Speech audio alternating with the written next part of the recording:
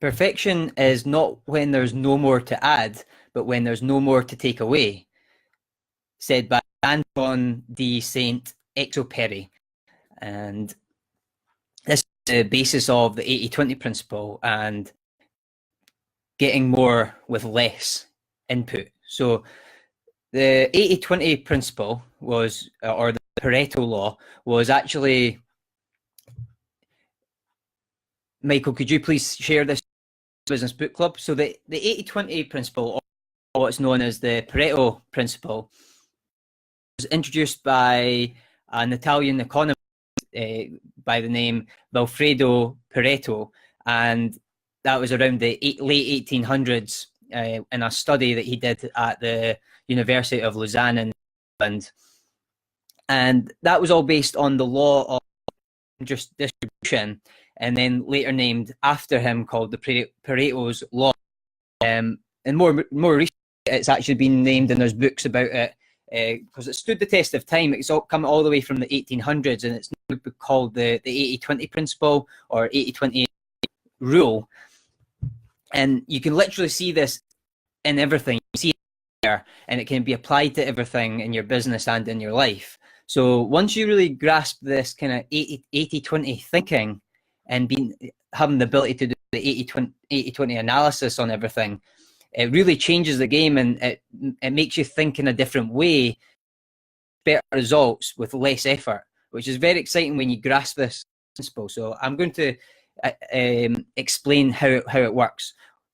A couple of examples, and what best way to summarize the 80-20 principle is that 80% of results flow from 20% of the causes, or 80% of inputs cause 20% of the inputs cause 80% of the outputs. And when I go into sort of coaching with clients, or if I take on a client and I need to do a look at the strategy, look at their business and marketing, see what we're going to do, the first thing I do is an analysis on their business. So I really actually get them to tell me how much they make off a product or a service. And I'll go through, like, how much do you make off of this product? How much do you make off of this service? And we'll go down a list and get like the product and and then we'll get the profit. Then we'll get how long it takes them. So then you can work out the sort of how much you're paid per hour for delivering that. And then you can work out the profitability. And then you can also ask the question of how much time do you spend promoting this service? If it's like much better profit than this one, and you're spending like a lot of time on this, why are you not spending more time on promoting this service that's actually, like, you're making £1,000 off of this for a small amount of effort, and it's usually great customers that you find easy to work with, even fun to work with. And I consider fun as well as profitability being a very important factor, and easiness being a very important factor of the 80-20 principle as well.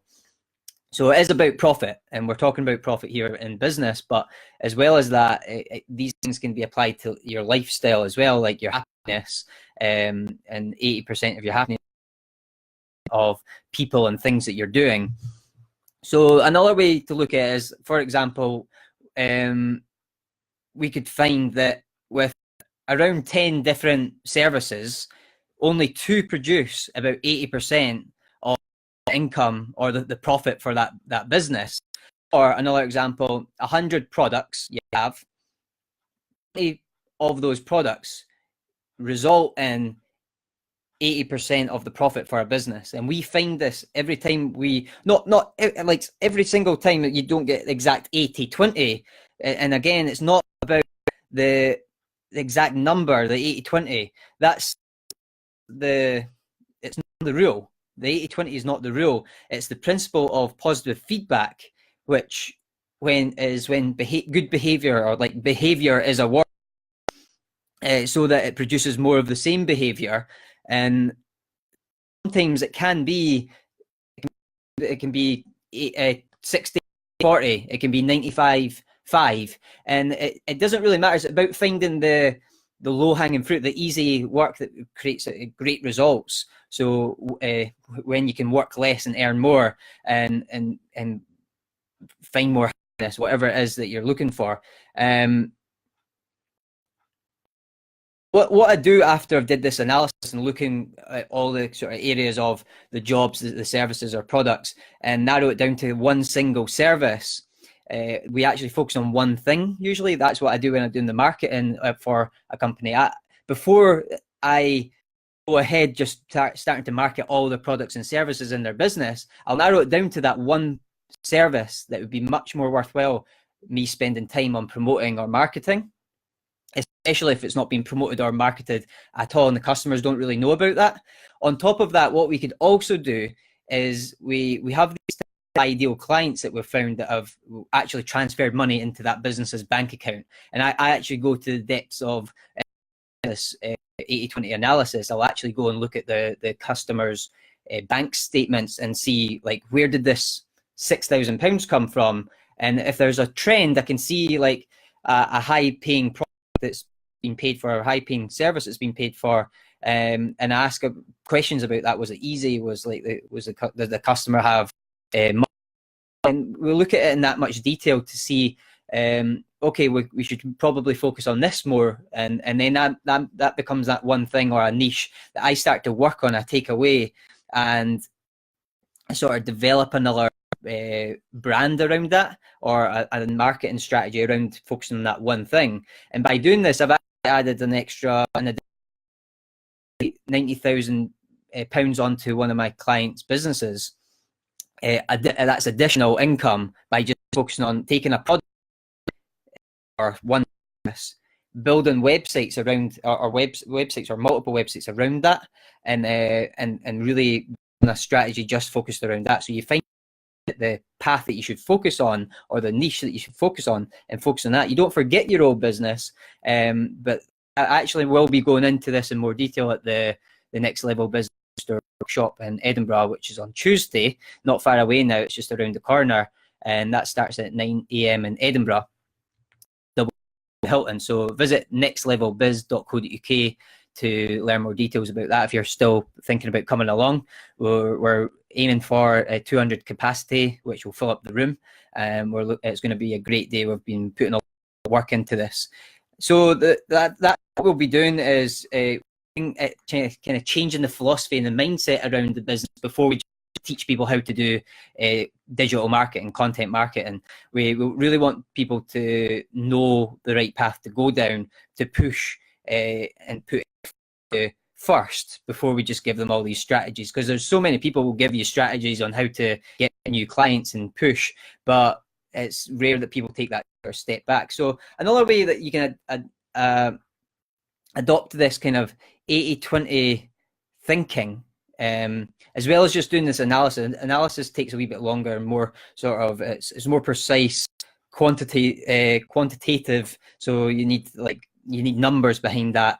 I'm not great, I don't love maths, so I do tend to, we as people tend to avoid that pause, look at all these details. It takes a lot of effort to do that, and requires investigation, but it does give you, it takes time, but it does give you facts. It gives you real data to play with.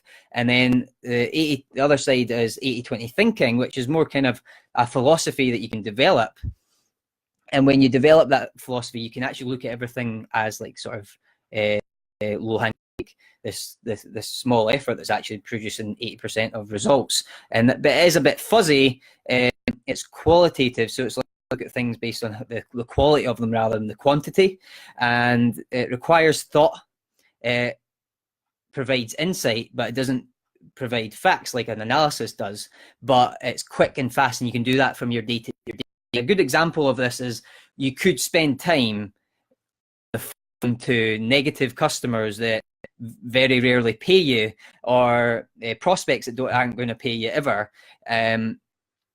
that are maybe talking negatively, swearing at you, and telling you excuses or reasons why they're not going to pay you. Or you could go on a run and stick earphones on listen to some of the wisest people that have walked the planet, such as Will Durant, I would prefer to listen to Will Durant and go for a run with my dog in the sun.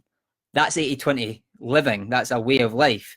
And so, yeah, take your pick. Your negative customers or associates, listen to them all day, sit and listen to them, or go on a run in the sun and listen to the wisest man that's walked the planet.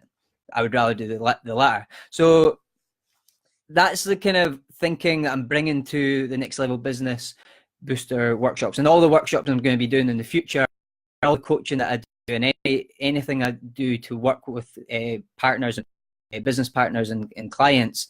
This is the level of thinking I bring to the table to then take the next approach of aggressively pushing the marketing, because I think people aggressively push the marketing before they've did the strategizing and taking the right for the business. So this is what we're going to be doing at the Next Level Business Booster workshop in Edinburgh on Tuesday next, just coming, and you can learn more details about that at the nextlevelbiz.co.uk. Nextlevelbiz.co.uk. Just give me a direct message if you've got any questions. Thanks for everyone joining me on Facebook Live and on. Hope you found this helpful. If you've got any questions, good morning, Stephen. Thanks for joining me from Texas. And let me know and give me a thumbs up if you're coming to the workshop and coming from. And if you watch this video on the replay, just put in #replay in the comments. And again, I'm always willing to answer your questions live. And if you are live, post your questions just now, and I will make sure I answer it right now or on comments later down the line. Okay, thanks for watching.